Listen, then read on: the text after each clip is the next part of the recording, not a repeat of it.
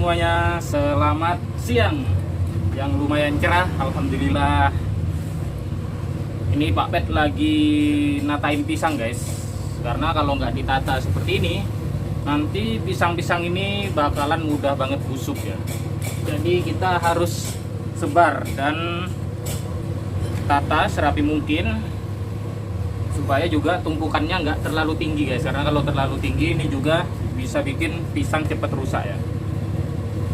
Dari video kali ini Pak Pet juga bakalan ngebahas tentang kalau mau ngadopsi musang itu mending yang jantan atau betina guys. Karena banyak banget ya yang bingung tanya ke Pak Pet gimana nih saya mau ngadopsi musang, mending yang jantan apa yang betina gitu guys. Yang jelas yang pertama adalah kalian harus pelajari dulu atau pahami dulu gimana cara merawat musang baby yang benar guys. Karena tidak sedikit dari teman-teman itu yang ngadopsi untuk pertama kali tetapi belum tahu gimana cara ngerawatnya dan berakhir baby musangnya itu mati guys. Dan kemudian kalau kalian udah siap buat ngadopsi, kalian udah bener-bener siap. Nah yang pertama dari segi hati dan perasaan ini harus bener-bener niat, harus bener-bener ikhlas, harus bener-bener tulus bahwa kalian itu sayang sama musang guys. Karena nanti bakalan berpengaruh juga kepada karakter si musang gitu ya. Kalau kalian hanya sekedar suka-sukaan aja, iseng-iseng aja, ikut-ikutan temen gitu, nanti bakalan berbeda hasilnya guys. Kemudian yang kedua juga dari segi materi gitu ya. Jadi jangan sampai beberapa kejadian tanya ke Pak Pet, musang saya kenapa sakit gini, dan ternyata sama si ownernya ini diganti susu guys. Karena melihat dari berapa uang yang dimiliki gitu ya. Kalau uangnya agak banyak, susunya beli yang agak mahal, tapi kalau pas nggak ada uang ini susunya beli yang murah kayak gitu. Nah sebenarnya mahal atau murahnya itu nggak terlalu berpengaruh guys kalau buat susunya. Yang penting adalah kalian harus benar-benar konsisten. Jadi jangan gonta-ganti susu karena itu bakalan bisa bikin musang kalian nantinya bisa sakit guys dan berakibat fatal, bisa sampai mati ya musang babynya gitu guys. Nah kalau kalian udah siap semuanya, kalian udah yakin buat ngadopsi, termasuk ya kalau masih belum dewasa, dalam artian masih dalam pengawasan orang tua. Nah ini yang paling penting juga adalah izin dari orang tua guys. Karena banyak kasus juga dari teman-teman ini yang masih anak-anak, itu dia ngadopsi musang, tetapi setelah ngadopsi ternyata tidak dibolehin oleh orang tuanya guys. Nah itu kan kasihan juga ya sama musangnya. Kita udah sayang juga sama musangnya tapi harus berpisah karena nggak dibolehin sama orang tua. Nah itu juga yang penting, kalian harus sudah memperoleh izin dari orang tua guys. Dan kemudian seperti yang Pak Pet bilang tadi, mending jantan atau betina. Nah itu juga banyak pertimbangannya yang kalian pertimbangkan sendiri. Tentunya setiap owner ini memiliki pengambilan keputusan yang berbeda-beda tergantung dari situasi dan kondisi si ownernya ini guys.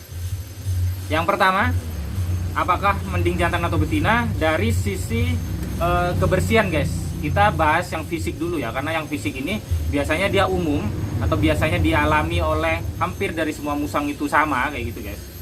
Yaitu dari kebersihan. Kalau musang betina ini lebih rawan kotor guys daripada musang jantan. Kenapa? Karena musang betina ini biasanya kadang ada fase entah apa ya nyebutnya ya, mungkin kalau Pak Pet bilangnya itu seperti keputihan gitu ya. Jadi di kelaminnya itu ada seperti lendir, biasanya putih gitu. Nah itu kalau dia nggak sering dibersihin di bagian anus dan kelaminnya, nah itu biasanya dia lebih rawan kotor guys. Karena yaitu tadi ada seperti jelly atau cairan yang gampang kotor ya. Kemudian juga kalau betina ini dia ketika masuk di masa menstruasinya, biasanya paling cepat itu kalau betina antara berapa ya, 7 bulan kalau nggak salah guys. 7 bulan itu udah mulai biasanya keluar dia menstruasinya. Nah itu kalau kalian handle ya, kemudian kalian pakai baju berwarna cerah, putih, abu-abu, kuning. Nah itu kalau pas kalian handle itu pas lagi mens, nah itu nanti dia bakalan coklat-coklat guys. Di badan kalian, di kulit kalian, di baju kalian itu bakalan coklat-coklat kalau sampai kena. Nah itu karena dia kan keluar darah kotor ya. Warnanya biasanya kadang kecoklatan, kadang juga kemerahan, kadang juga kehitaman guys, tergantung dari kondisi fisik si musang itu. Nah kemudian juga fase mensnya itu berapa lama? Nggak lama kok, sekitar cuman 2 harian. Jadi 2 harian biasanya udah nggak ada guys. Kemudian kalau dari 2 hari masih kotor itu apa? Nah biasanya itu dia karena kalian kurang menjaga kebersihan dari si musang. Jadi kalau betina nih bagian anus dan kelaminnya harus rajin-rajin dibersihin ya, berbeda dengan yang jantan. Kalau yang jantan ini nggak terlalu beresiko kotor kayak gitu. Itu kalau dari kebersihan. Kemudian kalau dari aroma, nah aroma ini yang Pak Pet alami di sini ya, itu yang berbeda adalah di musang pandan guys. Kalau di musang bulan sama musang rase atau musang akar sepertinya nggak terlalu ada perbedaan yang mencolok ya.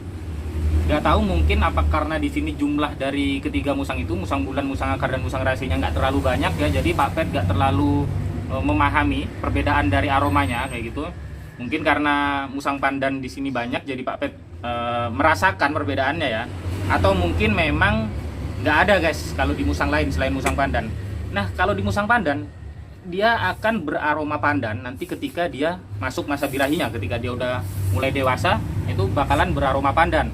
Buat kalian yang suka dengan aromanya, mungkin ini bakalan menjadi alternatif pilihan ya. Tetapi kalian harus ingat bahwa aroma pandan dari musang pandan jantan itu dia bakalan bisa jadi aromanya itu bakal sangat menyengat guys. Jadi ada beberapa kejadian itu mungkin kitanya suka tapi anggota keluarga yang lain nggak suka. Akhirnya musangnya harus dilepas adopsi karena aromanya ini mengganggu ya, dianggap mengganggu di rumah. Itu karena kalau udah dewasa musang pandan jantan ini aromanya itu bisa menyengat, serumah itu bisa bau pandan semua guys kayak gitu. Itu bisa jadi pertimbangan juga dari segi aroma. Kemudian dari karakter, kalau karakter ini kalau menurut Pak Pet ya itu tergantung dari seperti apa kalian menghandle-nya, seperti apa kalian merawatnya, seperti apa kalian memperlakukannya guys. Kalau kalian menghandle-nya rutin, kalian dekat dengan musang kalian, kalian bener-bener intens setiap hari buat ngajakin main, ngajakin bercanda, nemenin, bawa jalan-jalan kayak gitu, insya Allah ya jantan dan betina ini nggak terlalu berpengaruh gitu guys. Jadi kalau ada yang bilang musang jantan ini cenderung lebih agresif atau musang betina ini cenderung lebih agresif gitu, kalau menurut Pak Pet itu tergantung dari handlingnya itu tadi guys. Kalau kalian bener-bener dekat, kemungkinan besar karakter musang kalian itu bagus kayak gitu ya. Cuman memang ada beberapa karakter yang berubah ketika memasuki masa birahi guys. Kalau yang Pak Pet alami di sini dengan handling yang sama ya. Nah ini dua musang jantan dan betina, Pak Pet rawat dari baby ya. Karakternya sama guys karena handlenya sama dan berbarengan. Dan ketika dia mulai beranjak dewasa memasuki masa birahinya, nah kalau yang Pak Pet alami ini memang untuk musang pandan jantan itu cenderung lebih sensitif. Jadi ketika kita menghandle musang yang udah dewasa ini kalau yang jantan biasanya dia bakalan sensitif kalau tangan kita ini mendekati area vitalnya guys. Area kelaminnya itu ya biasanya dia bakalan lebih sensitif, cenderung lebih sensitif, berbeda dengan musang betina. Kalau musang betina yang Pak Pet alamin di sini tuh nggak terlalu ada perubahan yang mencolok ketika dia birahi guys. Cuman ya sama kayak gitu, kalau yang betina kalau birahi tuh dia cenderung lebih mudah mogok makan. Meskipun yang jantan juga mogok makan biasanya, tapi nggak terlalu parah. Biasanya kalau betina itu lebih parah guys mogok makannya kayak gitu ya. Nah jadi itu tadi beberapa pertimbangan dari segi kebersihan, dari segi aroma, dan dari segi karakter. Nah sekarang kalian pertimbangkan matang-matang apakah kalian ingin mengadopsi musang pandan jantan atau betina. Itu kalian yang tentukan sendiri sesuai dengan situasi dan kondisi di rumah kalian masing-masing guys. Itu ya. Nah jadi itu tadi guys, semoga bisa menjadi pertimbangan buat kalian semua yang mau mengadopsi musang ya, terutama yang baru mengadopsi musang kali ini. Semoga video ini bermanfaat dan bisa menginspirasi buat kalian semua. Sampai jumpa di video berikutnya. Tetap semangat feeding, grooming, and breeding.